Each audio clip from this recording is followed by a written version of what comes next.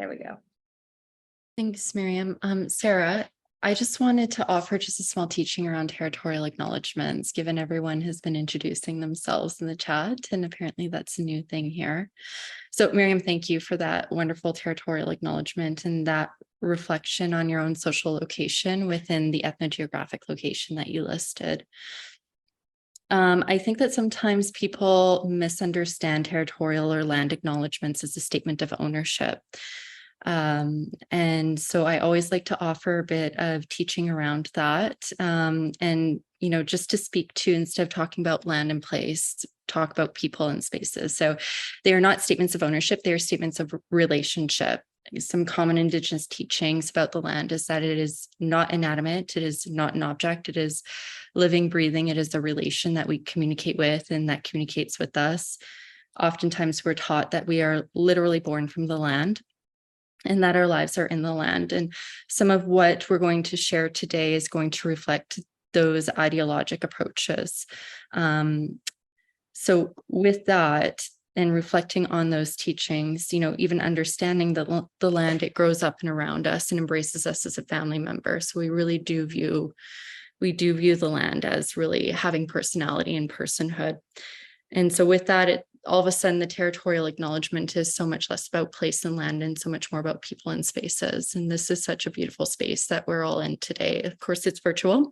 Of course, we're all calling in from different ethnogeographic locations, different social geographic locations, but all with this common interest of this kind of intersection of poetry and the words that we use and how we use them, and health and wellness. And so I just wanted to say a big thank you to Miriam for that territorial acknowledgement and maybe just start off the conversation in that good way. Cass, yeah, thank you so much. And Miriam, I agree. And thank you also for opening with a poem, and a poem I think that in so many ways sets the tone for what Cass and I are hoping to chat with you guys today about. I'll just let everybody know I'm eternally thankful every day to the land and to territories and lands that I live in relationship with, and actually a fairly active dialogue with. The land is an entity for me that is behind almost all of my poetic expression. Without land, I would quite literally have no poetic voice. It's a relationship that I take quite seriously. And with that said, I'm joining from Syilx Territory, otherwise known as Okanagan Territory, here in central British Columbia. I grew up on Haida Gwaii and divide my time between Lheidli and Syilx lands, which is sort of central, northern, and northern British Columbia, many of which are on fire right now. And that's an extraordinary thing to realize, that an animate living entity of multiple sort of transformations is burning up because of human activity.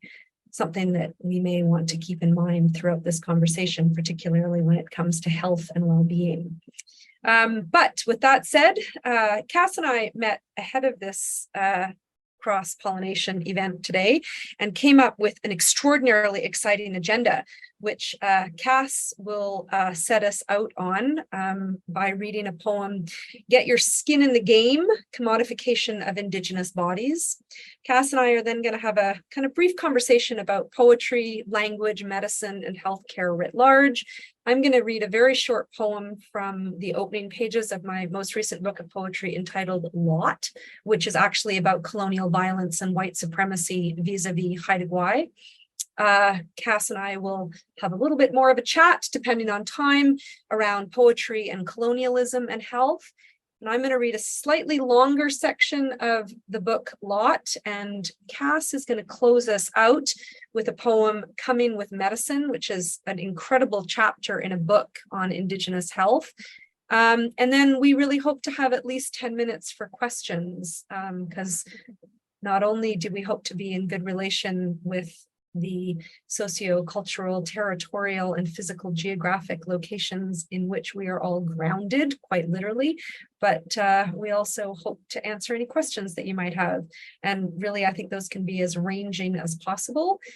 But Cass, I think in some ways your poem is in kind of pitch perfect conversation with Billy Ray Belcour's Melancholia. So if I may hand it over to you, Cass. I am no Billy Ray Belcour, so I'm just gonna throw that disclaimer out there right at the beginning. And so before I read the poem, I would like to introduce myself very briefly.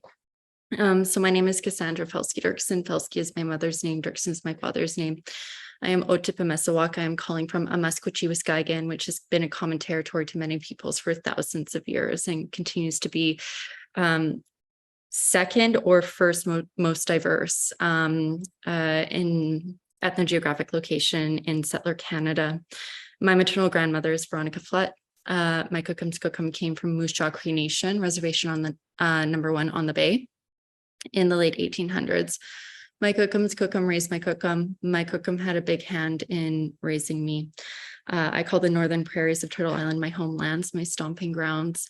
I am forever partnered up with a Samoan Matai, a Samoan chief. His family is from Valelatai in the island of Upolu in Samoa. And his practice, you can actually see on my body, he is a traditional Polynesian tattooist. And so our home is incredibly cultural and our work is incredibly cultural. And this balancing act of walking in both worlds is something that we talk about quite a bit. And so I am a self-identified Indigenous physician working in Indigenous health within settler Alberta and then reaching virtually into settler British Columbia.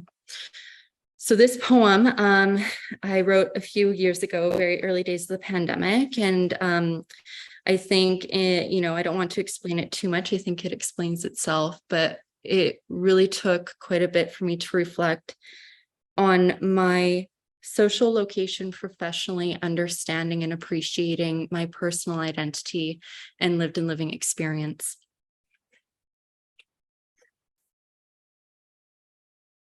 Dear colleague, please hold space for me while I try to explain something to you. Please let me hold your face with my kind eyes, my warm, respectful, physically distant embrace, so that I know you too are now listening with more than just your ears. An act of reflective attention you've clearly not afforded yourself in some time.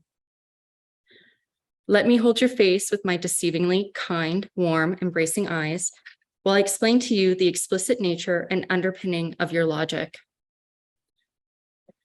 You ask me to stay in my lane. You intend this to mean stick to my prescribed role and responsibilities. You intend this to facilitate the interdisciplinary procedures, the communications, encounters, and documentations.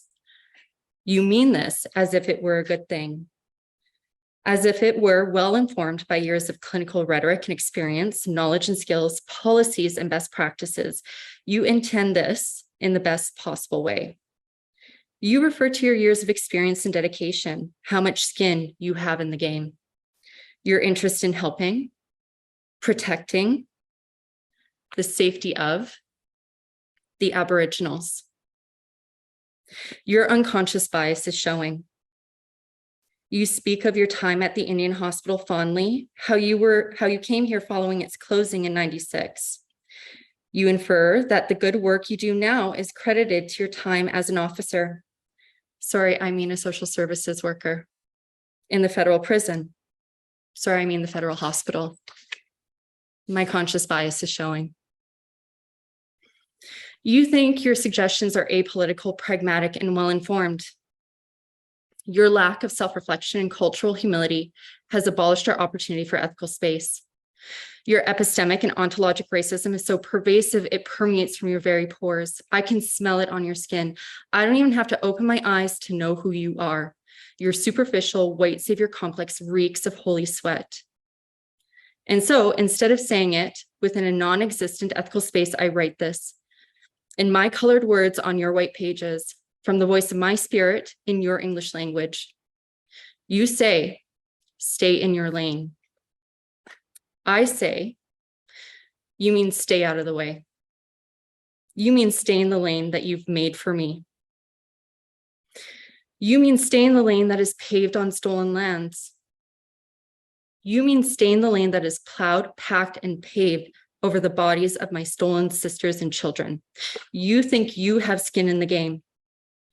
National commissions, inquiries, human rights tribunals notwithstanding, you say you have skin in the game. You treat Indigenous prenatal patients as disposable incubators to be released back to their chemical, physical, and physiological restraints, to their certifying psychiatrists, incarcerating judges, and gaslighting exes. The various faces of coloniality of power, the faces of the master and his narrative. You treat Indigenous infants as commodities to be monetized, premiums paid for an investment in genocide, selling a body, mind, heart, and spirit for the profits of the state, trafficked to foster care only for a limited lifespan to continue the cycle of demand, given the ongoing supply. You say you have skin in the game from the comfort of your ivory tower, the bleachers, a device screen. What skin of your own have you thrown into the genocide game? Here, take my skin. Stretch it over your displays of capitalistic freedoms obtained by corruption and mutilation of the organic and original. Take my skin, stretch it over your Warren Buffett racehorse, your Edmonton Eskimos football, your war drum of white feminist neoliberalism. See my skin not for its color or texture, but for its spirit and culture. You say you have skin in the game. Get down from your bleachers and get your ass in here. I have so much skin in the game. Every single part of me that shares embryologic origins with skin is rebelling. I can hear my melanocytes moving when your blinding ignorance hits my face. I can feel every neuron vibrating with unmitigated rage when your words hit my ears. I can taste the residual volume forced of my lungs from the hit of your gaslighting white fragility. I have skin in the eugenics game. You want me to stay in my lane? Your lanes are not real. This land is not yours. Our peoples are not your commodities to sell, trade, or consume. I have skin in the game. My oocytes have been free bleeding all over your plowed, packed, and paved track. All these lanes are mine now and belong to us. My blood memory both fractures your tracks and fertilizes our interred sovereignty.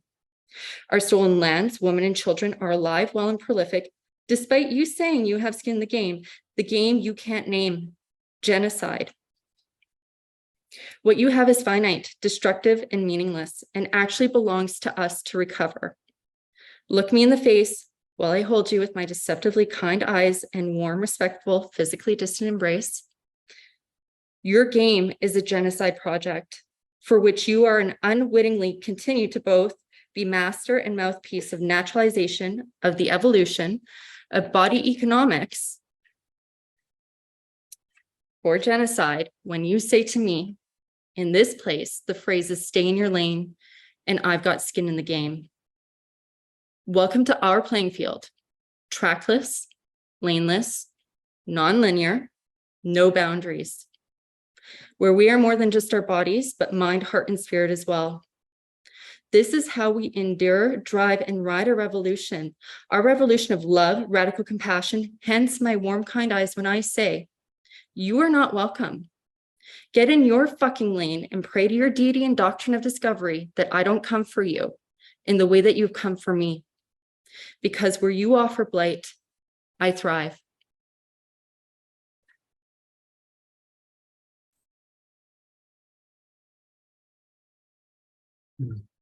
Cass, thank you.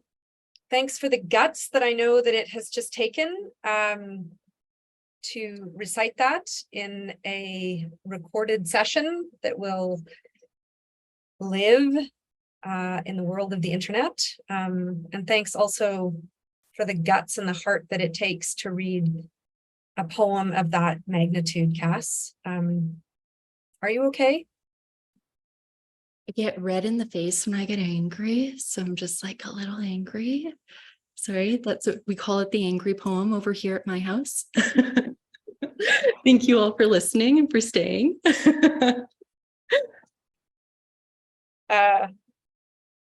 I've known Cass for a long time, and I wish the world could hear more anger, and anger so somehow perfectly and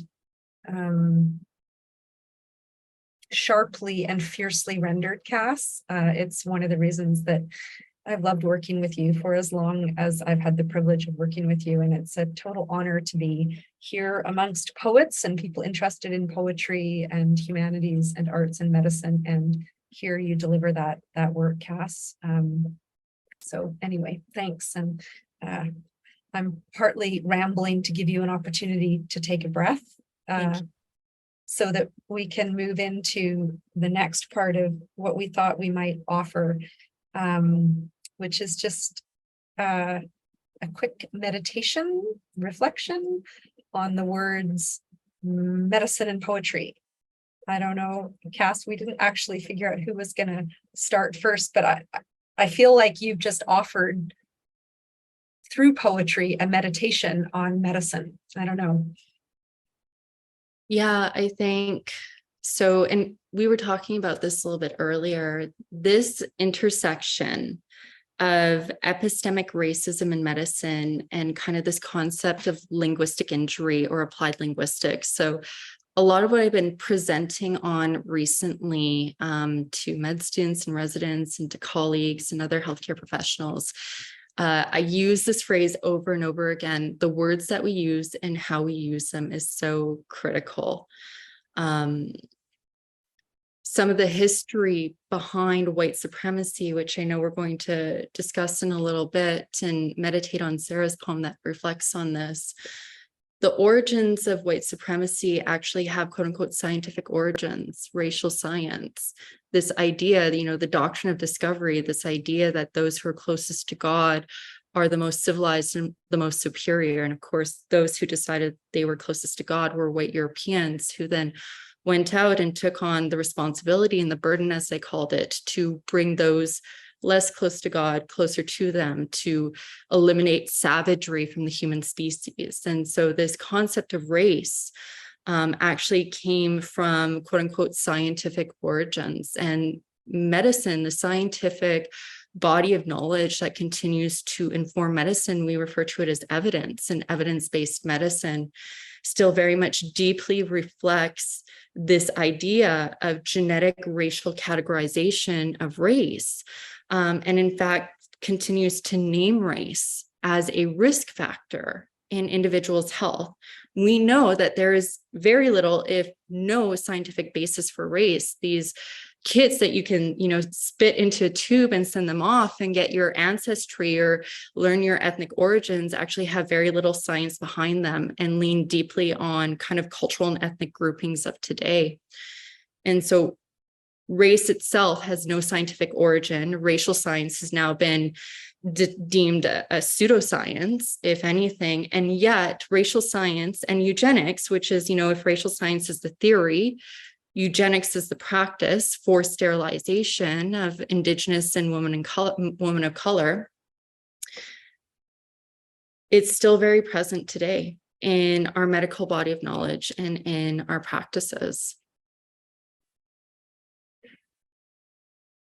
Sorry, I'm just muting and unmuting myself here, Cass. And yeah, I think both you and I have come right up against the language of evidence and the evidence that anchors itself in language, which is, let's be clear, mostly across Turtle Island and dominant white supremacist spheres, English, which is unto itself an offspring of empirical violence, empire building and colonial violence.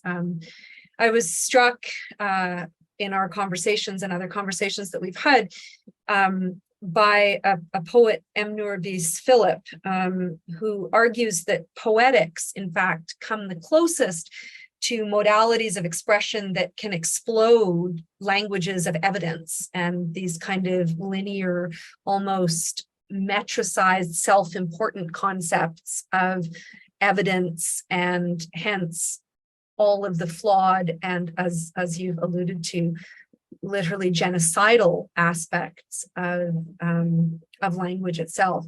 And I know I'm quite taken with the concept, particularly in things like medical education and health, health decolonizing, or at least anti-colonial movements in health education and clinical practices, with the role that poetics can take to disrupt this kind of facade of logics, evidence, evidentiary bases, and linearity and kind of metricization. I think it's precisely poetry, things that kind of bust open that objective linearity and metricization that offer a potential glimmer into exploding the whole genocidal, colonial, patriarchal, heteronormative, extractive capitalism industrial complex that has become so much of medicine and health education and health practice writ large. I really do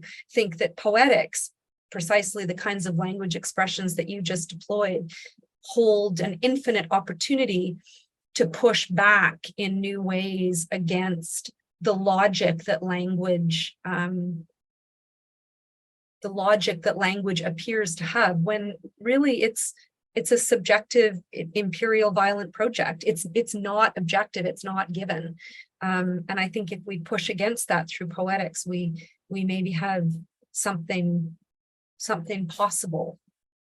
Well, even in the Indigenous literary residency that you encouraged me to sign up for, Banff Centre for the Arts, a few years ago, this was something that we talked about a lot, was not even just the content, but more the form and the grammar and syntax of poetry compared to prose. And included within prose is this, the medical literature. Scientific medical journals are very intense about the syntax and structure and form, the number of words, where tables can be, all of that, how it appears on a page. It has to look a certain way. Why is it black words on white pages? Why is it literally boxes on a page? So poetic form, and the chapter that you gave me full credit for, and of course, so Lisa Boyven, I know you were going to say this, Lisa Boyven was a co-author, but also Sarah, you took, because as I was drafting that chapter, how much I struggled, because what I wanted to say, the oral knowledge, does not translate into the box on the white page. It just doesn't. So then you took it and said, why not make this a poetic narrative? And it blew my mind.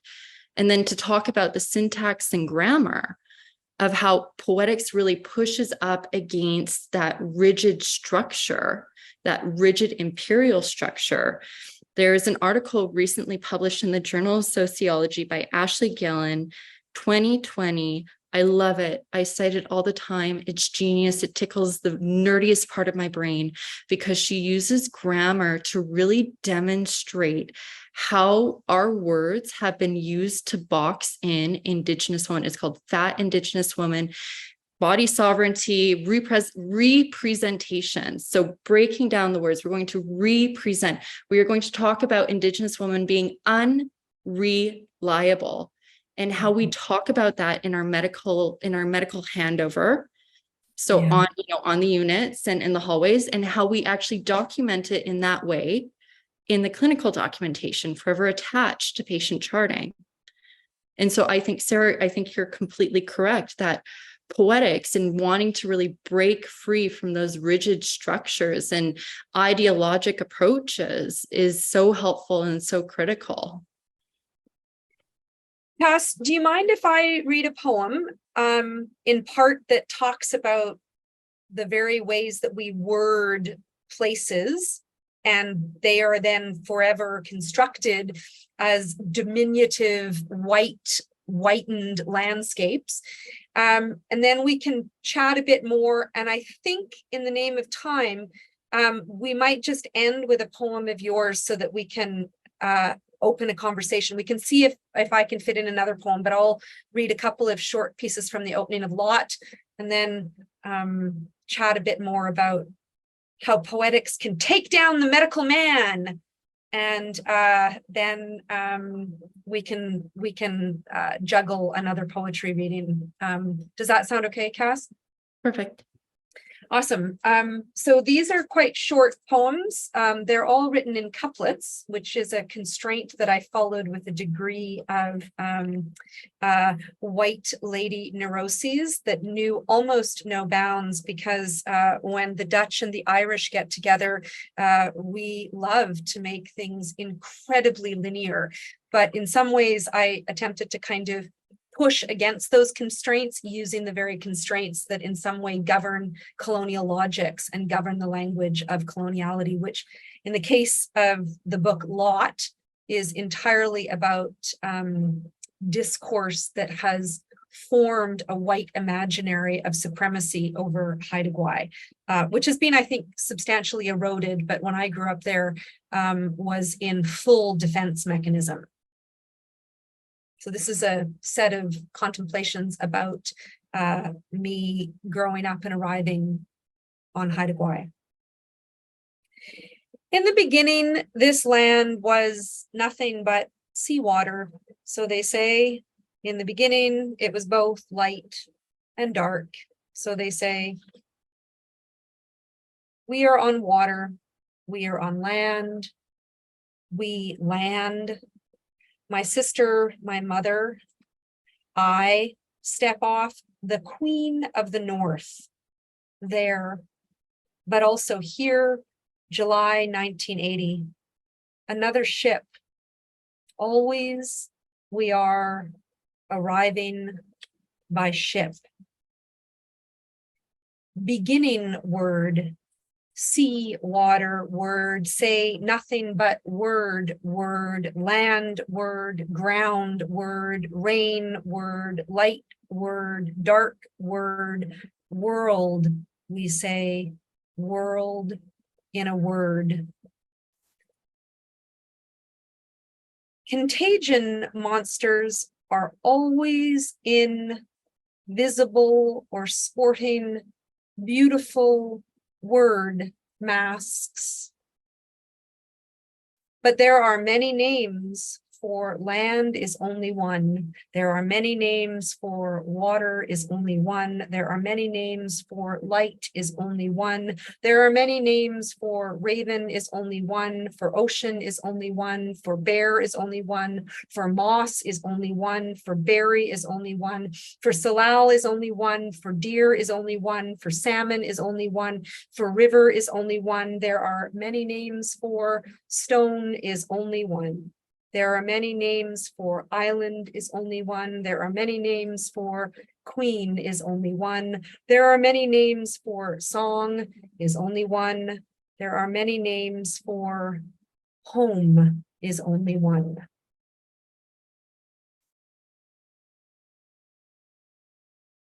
Sarah, thank you for that. I have like fireworks going off in the back of my brain. Because you've got firework kids too. We've got fires all over the place over here. Alberta is burning. We're burning fireworks, Cass. Yeah, fireworks. Fires over here. Yeah. I love what you did there. And immediately it's having me reflect on actually a new policy within Alberta Health Services that now officially allows for ceremony to take place in patient rooms. And a lot of work went into that. Can you believe that 2023 now officially ceremony, including smudge? And there's so much discussion around smudge. What is smudge? You know, so many consultations around fire risks. You know, we use cautery all the time. Lighting smudge though, you know, and trying to compare and trying to dissociate that understanding, because people in their minds, they relate it to smoking a cigarette, which is harmful to your health, whereas smudge is so beneficial to your health that it's completely different. And the act of it is so, you know, so different. And the goal of it is so different. And so just thinking and reflecting on this idea that, so we don't have a pan-Indigenous approach, but we will say that there are many Indigenous ways of knowing and being. There are many Indigenous knowledges and practices around health and wellness. and it goes by many names. And this place, I love introducing this place in Maskwaci-Waskagan as such a diverse place with such rich histories because it has so many names: Treaty 6 Territory, Métis Nation of Alberta Region Number 4, Homeland of the Métis, you know, Maskwaci-Waskagan. And it is so true in medicine as well, that there are so many knowledges and there are so many practices by so many different names, and yet we continue to center white knowledge and white practice and normalize it as the one and the only. And so thank you for that, Sarah. Oh, Cass, thanks. And thank you for truly, I find it an incredible honor, Cass, to work with you, but even to have this conversation, to have somebody reflect on my own poetic work, and to be in conversation with a physician who is also a poet. Cass, you're an incredible poet and a writer, and your brain is fireworks. And I also think sometimes honest contemplations about poetry for poetry's sake, as opposed to, for instance, in my faculty of medicine, having people pen poems that are frankly sort of Brene Brown-esque uplifting things that don't necessarily elicit actual contemplative, social justice oriented work about dismantling the hegemony and the hierarchy of knowledge that medicine as a disciplines certain bodies into, i.e. future physicians, and then further disciplines and subjugates other bodies, i.e. patients, into as well. It's just a really, I think, remarkable thing to converse about poetics as social justice inclined work with a physician, a poet, and a poet who works in a faculty of medicine. In some ways, I sort of think that this is where the nub of the social justice and the anti-colonial work that poetry can do might sit. Anyway, which is just my way of saying thanks, and I'm really glad to have tickled your nerd bone.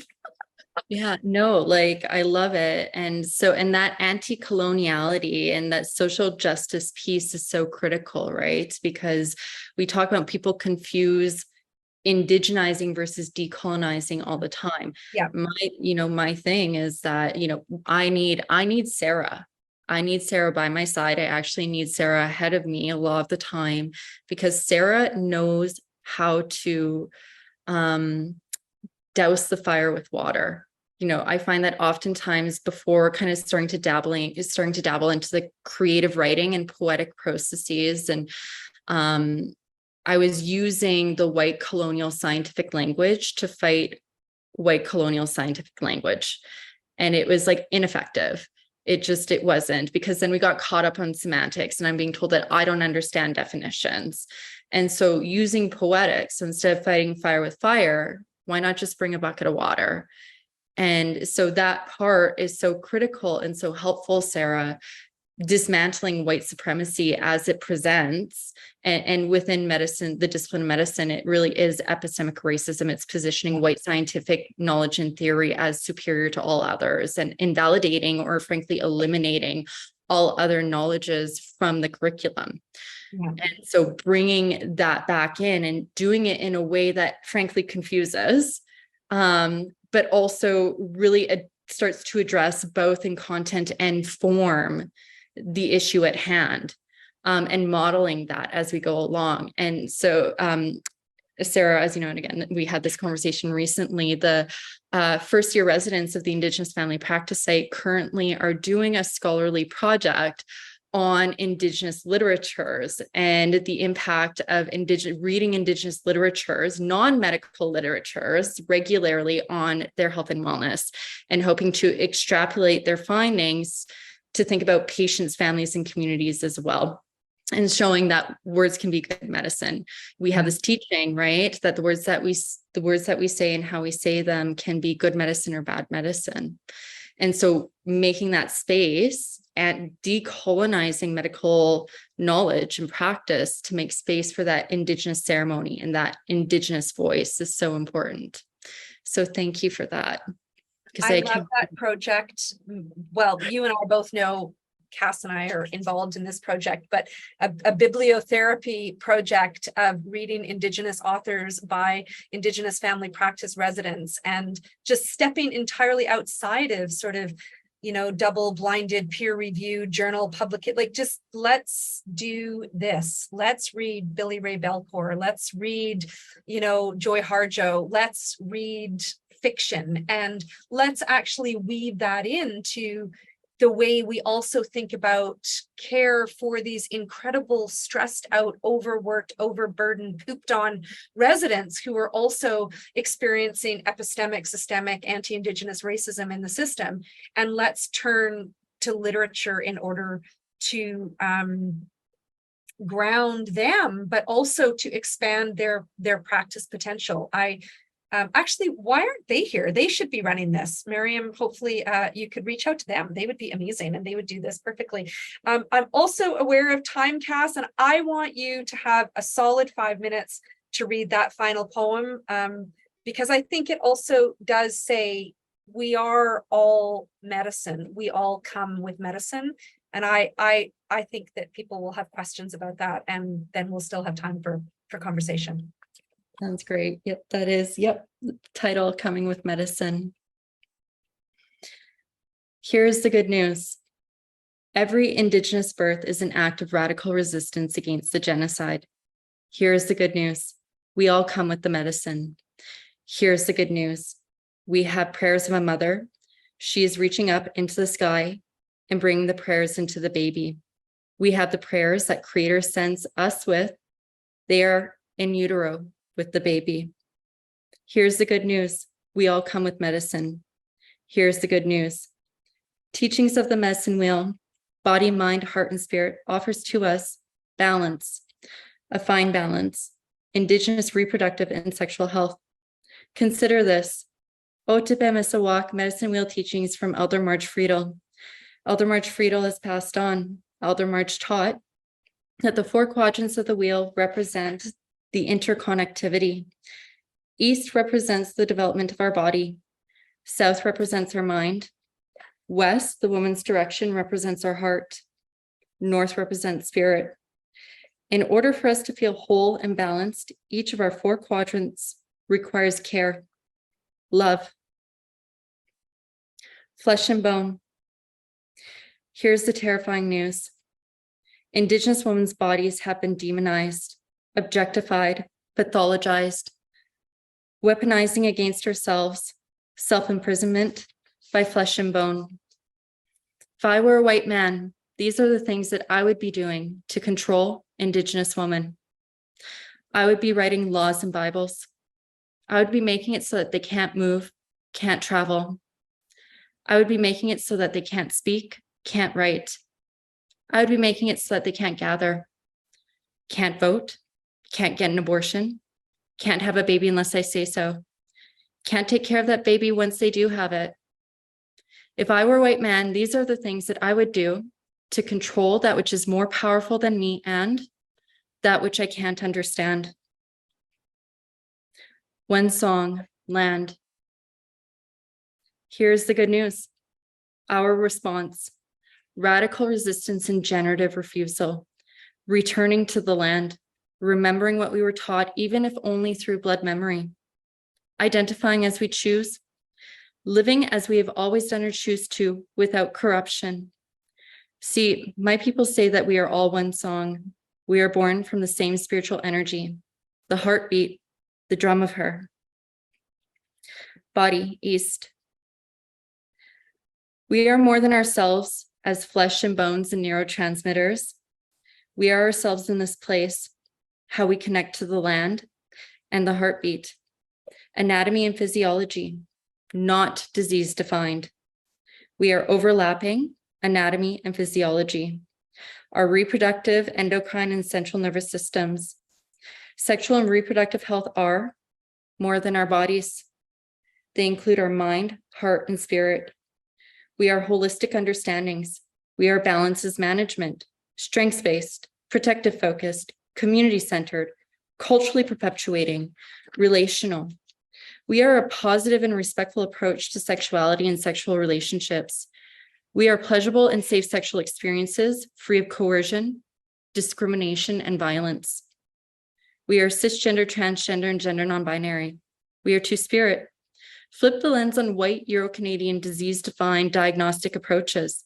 Flip the lens. Never make assumptions or judgments regarding others' relationships or sexual encounters. Flip the lens. Indigenous women's biological agency and control. Flip the lens. What is the colonizer's interest in controlling Indigenous women's bodies? Flip the lens. Indigenous women, creators of life, are a threat to the colonial agenda. Flip the lens. Creation extends far past and encompasses far more than literal reproduction. Flip the lens. Mind, South. Healing-centered engagement, revolutionary questions, revolution of love, moving beyond what happened to you to what's right with you. Those exposed to trauma are agents in the creation of their own well-being, not victims of traumatic events. For Indigenous peoples exposed to trauma, the trauma is experienced on multiple levels: family, community, institution, systems, all in parallel. We are not victims of traumatic events. Facilitate reclamation and resistance through creation. Heart, West.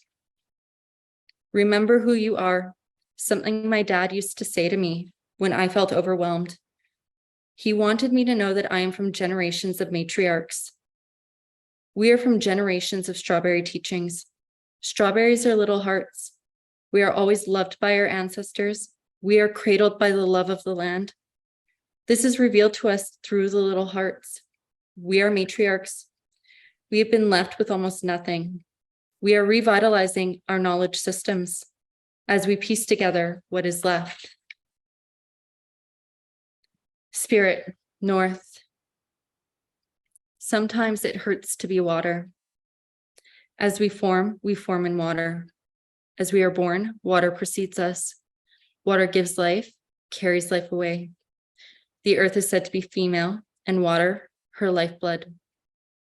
The earth is the drum, a spiritual being, and the beat of it is the first sound we hear in the darkness, the drum of her. Christian rhetoric of Mary, saintly mother of Jesus versus Eve, the sinful mother of humankind. Colonizers imposed this division on Indigenous women, Indian princess or village squaw.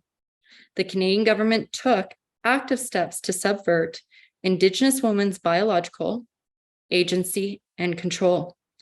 Exposure to colonization is the risk factor, the pathology. Racism and coloniality in medicine continue to perpetuate poor health outcomes for Indigenous peoples. Europeans arrived in the lands now called Canada and forced their view of gender on Indigenous peoples. Women were viewed, surveyed. Women were viewed as inferior. Indigenous women are surveyed as inferior.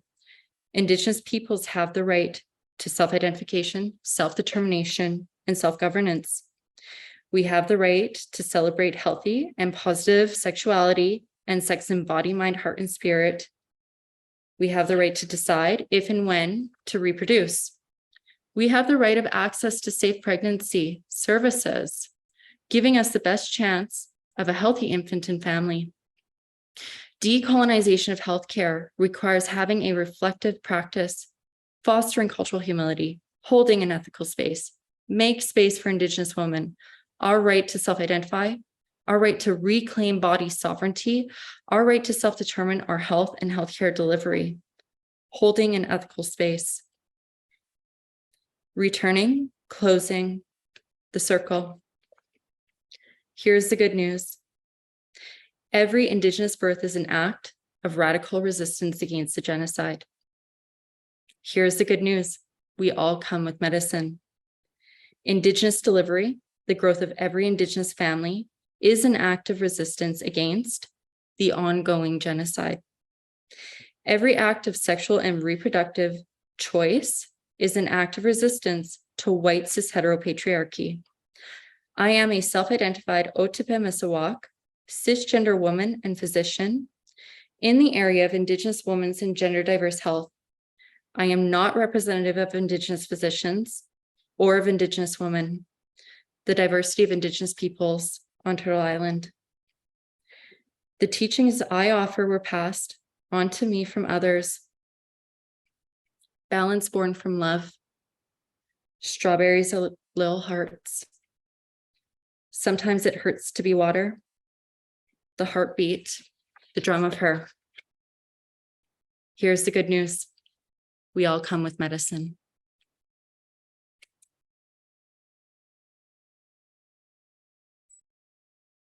Cass, thank you. This is my dog, everybody. My dog is also moved by your poem. He came running up the stairs when he heard "We Are All Medicine." And actually, I believe that our pets are medicine as well, and, you know, poetically kind of play into our hearts, Cass. I'm conscious of time, your own time, Cass. But it was just a rollicking, fireworking good time. I think we've got about 5 minutes left if people want to ask questions, Cass, if that's okay with you. Sounds great to me, Sarah. I wish that that poem was taught as poetry in medical school, Cass, and that people could actively reflect on it poetically. I wish that there was more Indigenous poetry in medicine, as opposed to people being sort of crowned as poets for a moment without actually reflecting on poetic voice of the ilk that you just shared. But that's a longer conversation for a longer event. So I'll pass it to you, Miriam. I assume that you facilitate conversations. Yeah. Thank you so much to both of you. You probably saw me nodding along the entire time. A lot of what you said was really moving to me. And it felt like the conversation itself was a kind of poetic form. I usually like to ask people to just take like 15 seconds to reflect before we open up questions, and then we'll take questions. You can write them in the chat if you're more comfortable, or raise your hand. Yeah, so we'll just take 15 seconds.